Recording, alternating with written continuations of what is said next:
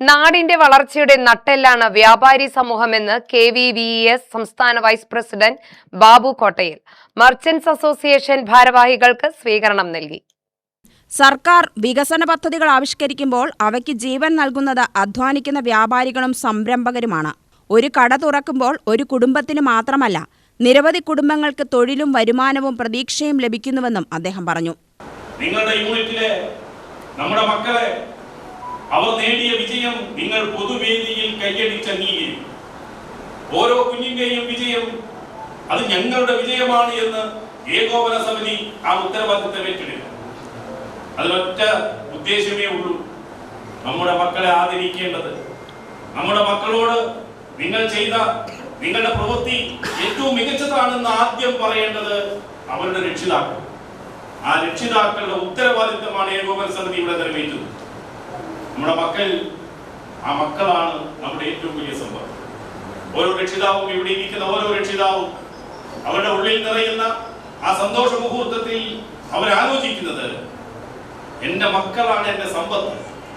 ആ മക്കളെ ഏറ്റവും മികച്ചതാക്കി തീർക്കുന്നതിൽ, അവരുടെ ജീവിതം ഏറ്റവും മികച്ചതാക്കി മാറ്റുന്നതിൽ, അതിനാവശ്യമായ പശ്ചാത്തലം ഒരുക്കുന്നതിന് വേണ്ടിയാണ് ഞാൻ കഷ്ടപ്പെടുന്നത് എന്ന് ഓരോ രക്ഷിതാവും നിങ്ങൾ സ്വകാര്യമായി ചോദിച്ചാൽ പറയും.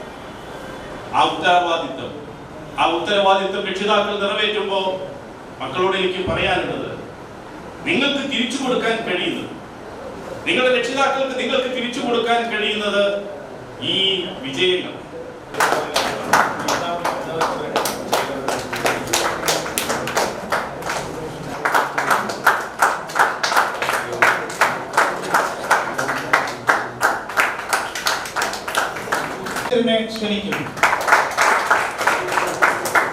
വ്യാപാരം ലാഭം നേടാനുള്ള ഒരു മാർഗം മാത്രമല്ല, സമൂഹത്തോടുള്ള ഉത്തരവാദിത്വം കൂടിയാണ്.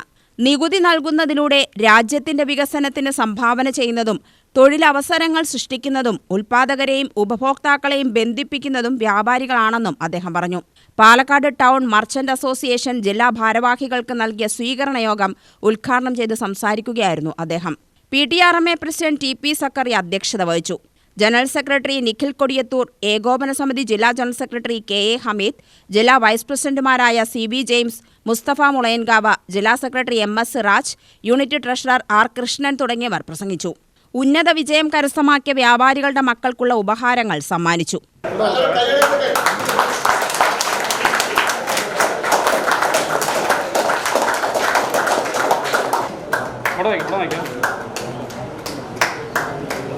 UTV news, Palakkad.